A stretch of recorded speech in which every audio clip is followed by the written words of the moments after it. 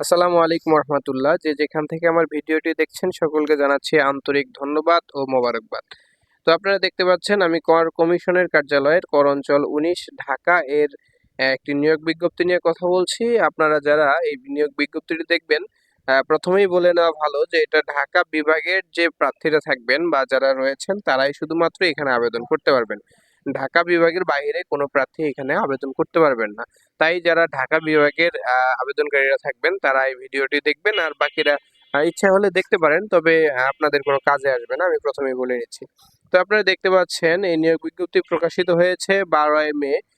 এটার আবেদন চলবে হচ্ছে 30 তারিখ পর্যন্ত। 30 তারিখের মধ্যে আপনারা যদি আবেদন করেন তাহলে আবেদন করতে পারবেন, আর যদি 30 তারিখের পরে যান তাহলে কিন্তু আবেদন করতে পারবেন না।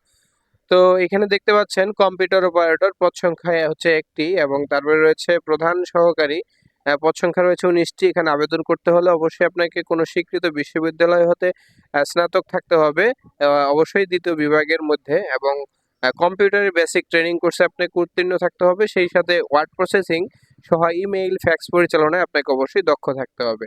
তারপরে আমরা 3 নম্বর যে পদটি দেখতে পাচ্ছি সেই পদটি হচ্ছে 14তম গ্রেড উচ্চমান সহকারী। পদ সংখ্যা হচ্ছে 20টি। তো এখানে আপনাকে আবেদন করার জন্য অবশ্যই স্নাতক পাস থাকতে হবে, সেই সাথে কম্পিউটার যে বেসিক কোর্স থাকে সেটাতে উত্তীর্ণ থাকতে হবে, এবং ওয়ার্ড প্রসেসিং, ইমেইল, তারপর হচ্ছে ফ্যাক্স, এগুলো পরিচালনায় আপনাকে অবশ্যই দক্ষ থাকতে হবে। তারপরে আমরা 4 নম্বরে যে পদটি এখানে দেখতে পাচ্ছি 60 মুদ্রাক্ষরিক কাম কম্পিউটার অপারেটর, পদ সংখ্যা গ্রেড হচ্ছে 14, পদ সংখ্যা হচ্ছে 20টি।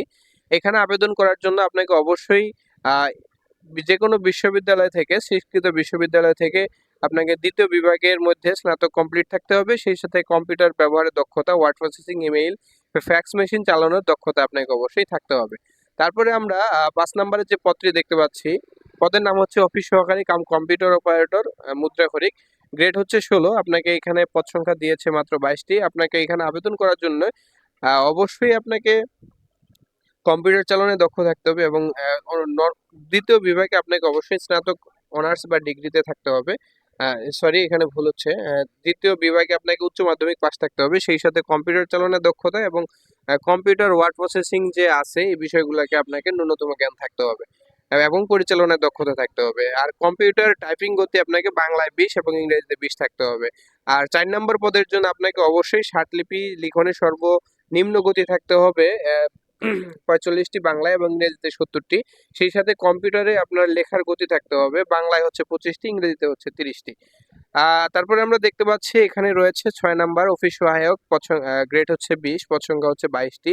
এখানে আবেদন করার জন্য আপনাকে অবশ্যই এসএসসি পাস অর্থাৎ মাধ্যমিক স্কুল সার্টিফিকেট ধারী হতে হবে। সেই সাথে এখানে রাজবাড়ী এবং শরীয়তপুর জেলা ব্যতীত ঢাকা বিভাগের সকল জেলার প্রার্থীগণ আবেদন করতে পারবেন। তবে এখানে উল্লেখ রয়েছে যে এতিম ও শারীরিক প্রতিবন্ধী যারা রয়েছেন তারা ঢাকা বিভাগের মধ্যে যে কোনো জেলার প্রার্থীগণ আবেদন করতে পারবেন। তো এখানে বোঝা যাচ্ছে যে রাজবাড়ী এবং শরীয়তপুর জেলার প্রার্থীরা যদি আপনার এতিম এবং প্রতিবন্ধী কোঠায় হয়ে থাকে তারাও কিন্তু এখানে আবেদন করতে পারবে।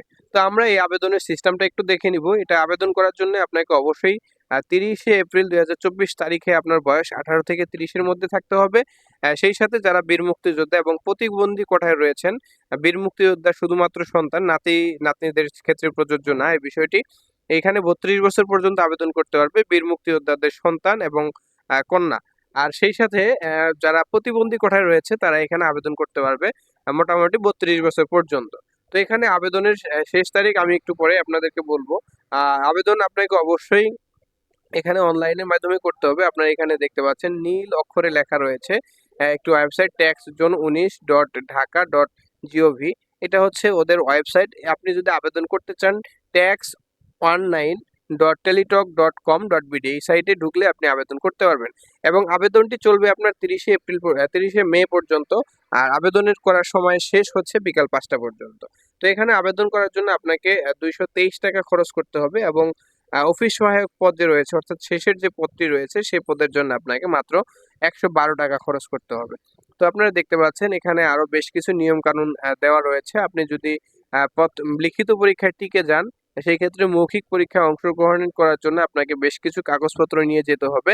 আর নিয়ে যাওয়ার ক্ষেত্রে আপনাকে অবশ্যই আমার স্ক্রিনে আপনারা দেখতে পাচ্ছেন এখানে প্রথম শ্রেণী গেজেটেড কর্মকর্তা বেশ কিছু জিনিস রয়েছে, আপনারা চাইলে একটু স্ক্রিনশট দিয়ে রাখতে পারেন। পরবর্তীতে আপনি যদি মৌখিক পরীক্ষায় টিকে যান বা লিখিত পরীক্ষায় টিকে যান, এই কাগজপত্রগুলো আপনাকে অবশ্যই সাথে নিয়ে যেতে হবে।